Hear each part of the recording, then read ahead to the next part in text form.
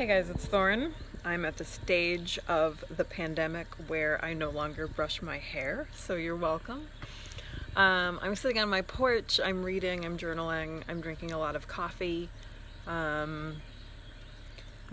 days have really sort of been a relay between caffeine and alcohol, right? Like coffee tags in the morning and then high fives with alcohol and passes the baton, and then we're into alcohol land.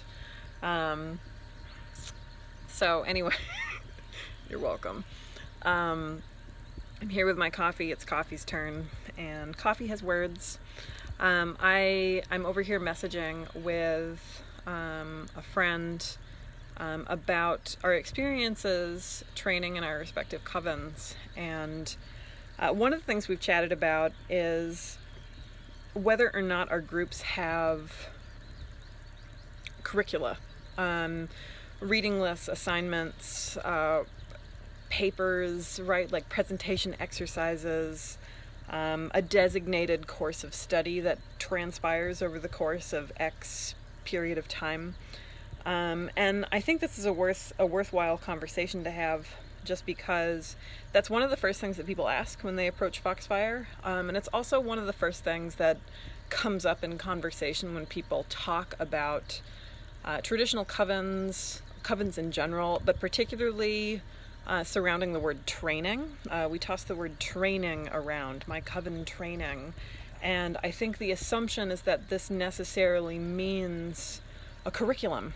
I've also noted in my conversations with other group leaders that people are often really proud of the curricula that they use. I've definitely heard people boast about how long their reading lists are, kind of like the extensive amount of research and study and writing that students have to undertake. And I mean, I get that, okay, but so Foxfire doesn't do any of that. My coven doesn't do any of that. I don't have a required reading list. I don't have an order of study. I don't do any of those things. And I don't do them very consciously. I found that my attitude towards these things has changed over the years. And honestly, one of the biggest impacts on that attitude is my education as a classroom teacher and my life working in a classroom. I'm no longer a classroom teacher, but I was in the classroom for about 5 years, working with both elementary students and primarily with high schoolers. My last 3 years was with high schoolers, 11th and 12th graders. And I think that we run into some problems when we sort of indiscriminately create curricula in witchcraft spaces. And I think some of that comes from a lack of experience with teaching and kind of how teaching works or can work or should work. And our expectations as coven leaders in terms of what we think our students and initiates should be able to do. And kind of the conclusion that my friend and I have reached in talking about this is that there's not one way that's necessarily better than another. I've definitely been in groups and interacted with groups who have very effective systems that incorporate really elaborate, let's call it book work or academic work. But likewise, I've seen really effective groups that don't do that at all. I tend to favor that approach. So anyway, I thought I'd talk a little bit about why, but I don't want to make it sound like this is the only way or the best way to do it, but just to emphasize that lots of book work doesn't necessarily mean that a group is worthwhile or that the training is worthwhile.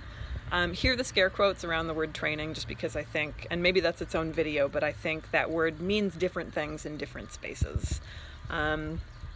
So anyway,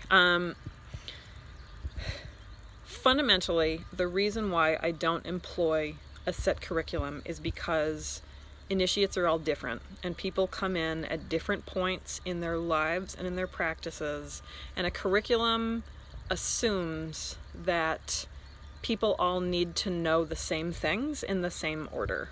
and that's a problem. Now, within a curriculum, of course, you can differentiate. You can look at the same kind of exercise and you can make it easier or make it more advanced. You can supplement things, you can simplify things. Those are all options. But I find that it's not very useful most of the time for me to assume that an incoming person to my group, whether outer court or inner court, needs a set thing that other people have needed. So that's kind of the first and foremost thing. If we have a set curriculum that folks need to complete in a particular order, you're gonna run into situations where people are bored because they've already done things. Sometimes they've done things decades ago. Or they're overwhelmed because they're not at that point yet. And I think a good teacher, if in fact that's what a coven leader is or should be, I think that's another conversation altogether. I think a good teacher knows where their student is and has something to add to that, has something to say about that. So that's kind of the first thing.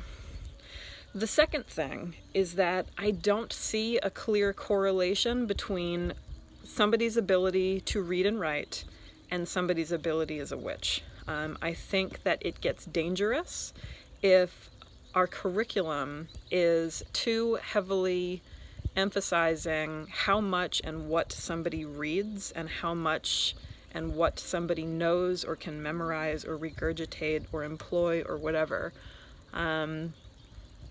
I've been involved in groups myself that have very extensive reading lists, not necessarily witch groups, but other kinds of magical groups. And it gets kind of dangerous from a practical standpoint. Here the scare quotes around dangerous. Okay, nobody's getting hurt. But like, it gets kind of dangerous in the sense that it potentially encourages the armchair magician or the armchair witch. This is somebody who reads a lot and memorizes a lot and knows a lot, but doesn't actually do anything with it.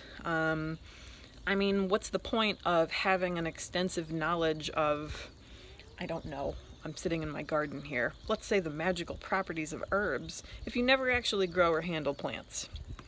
Like, it's beneficial from an academic standpoint, but if you're not actually doing something with it, at least at some point, then potentially that's time that you could have spent doing something else that is more directly beneficial to your life and your practice. So there's that. I think sometimes if we emphasize reading and writing too heavily too, we're necessarily excluding people, and like unfairly.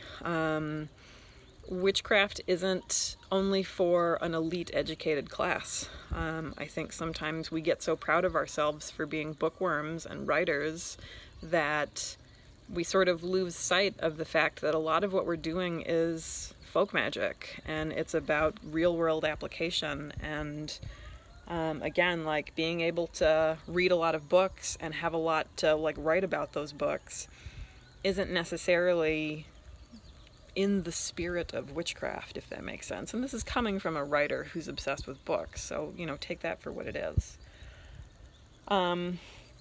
The third thing, and this maybe only pertains to my particular brand of witchcraft, which is initiatory Wicca, but I think this is probably true for a wider group than that, and that's that when we talk about training and ability in witchcraft, it's not about...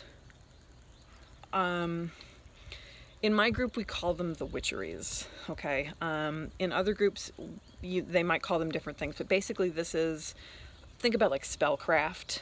It's the actions that you can take that by themselves are like magical. That's the craft of witchcraft, okay? When people talk about being a secular witch, this is usually the kinds of things they're referring to.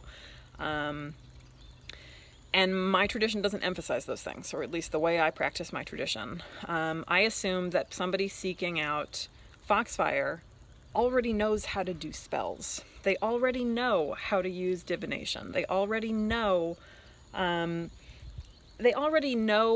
to go about learning some of these.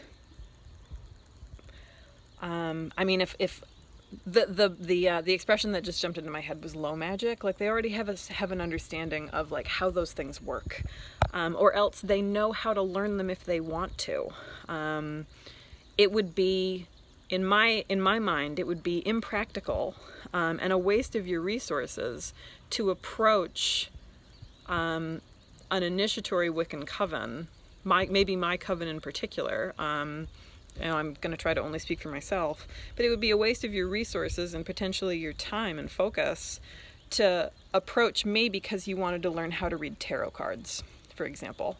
That's not really what I do. I mean, like, that's a skill that's important. The ability to divine, I think, is a crucial one.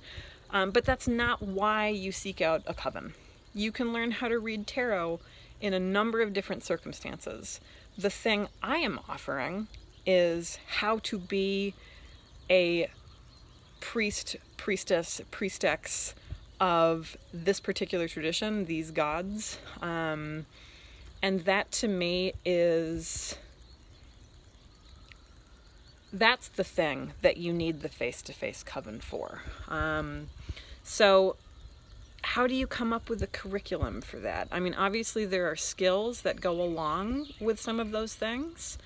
But a lot of it is just kind of the day in and day out of working the rites, being part of a coven, practicing the liturgy, right? Like that's not stuff that you can put down on a syllabus. And to me, it feels like a waste of resources, of coven resources, to focus on things that are often better done individually or on the side. And again, I'm thinking about things like divination is kind of the easy one, but like wanting to learn about the magical properties of herbs, or wanting to learn to use runes in magic, or I don't know, like you name it, okay? Reading with a crystal ball, whatever. All of those things are awesome, and I think those are things that should be part of the witch's kind of magical arsenal. But I don't feel like those things are the responsibility of me as a high priestess to be emphasizing and teaching. I think those are things that a directed, motivated person should be doing on their own. It might be my job to point people in certain directions, but like if you're only meeting up with your coven a certain number of times per month or per year, and you're moving along with the curriculum and can only focus on certain things, honestly, I think that's not always the best use of time, because people are necessarily going to be in different places with all of those things. And there's only so many opportunities that you have to come together as a coven to do that kind of deeper, more like divinely kind of connected work. So that's why I don't have reading lists and I don't have a curriculum. Sometimes we'll do extra things, like things that are, because like those things are fun. Like it's fun to get together and read cards or, learn a magical skill together. Like those things are awesome.